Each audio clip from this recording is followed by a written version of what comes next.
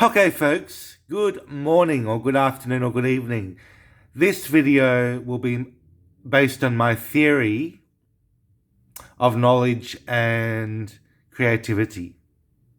Knowledge, creativity, and wisdom. Now, the basic premise of my theory is that when you have too much knowledge, you boil over because the human mind is not designed to store all the information. So you might have knowledge about, different things like how many stars there are in the universe, or why the earth is round, or what your kid did for school the other day. So all this knowledge is built up. It could be just random knowledge, which is pretty much useless.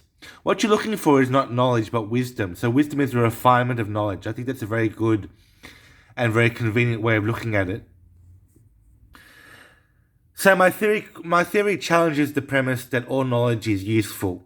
Some knowledge is useful and some knowledge is not useful.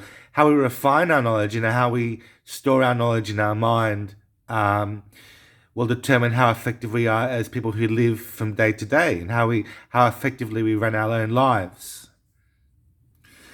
Now, creativity is something else. Creativity is like the random sparks that spark off a barbecue or something, or a hot plate. You can imagine that image.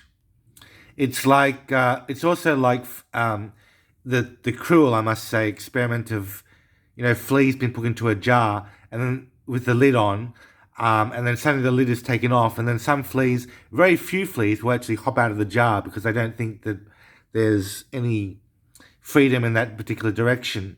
It's the same thing with knowledge and inspiration and creativity. If you're in a particular area of knowledge, you don't think of being creative beyond that. So your mind is not thinking to go beyond what you already know. And often the knowledge itself can weigh you down and make you think that there's no knowledge beyond what you already know.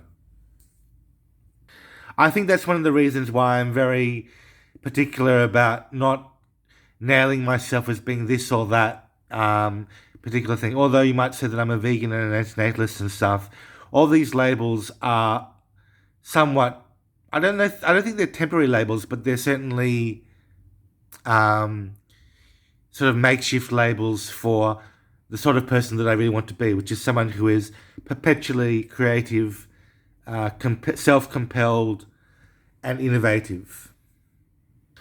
So those of you who know what I'm talking about when I say living modeling and how I've discussed it briefly on this channel, will understand when I say that living modeling is about quality of experience rather than quantity. Quality over quantity. That's a very important thing to think about. When you're posting on social media, sometimes both are required. When you're living a life which is of finite duration, quality is much more important. So I think I've mentioned all the main points. As I mentioned before, at a certain point, an overload of information becomes detrimental to the human psyche. So the more information that we learn, the closer we are to reaching that point of overload and not being able to process information properly because we were thinking about things too much, or we've got too much knowledge behind us. This is why, for example, when I studied a year of law at University of New England, I got very little out of it, and I thought, well, a lot of this stuff is just knowledge, which is not very important.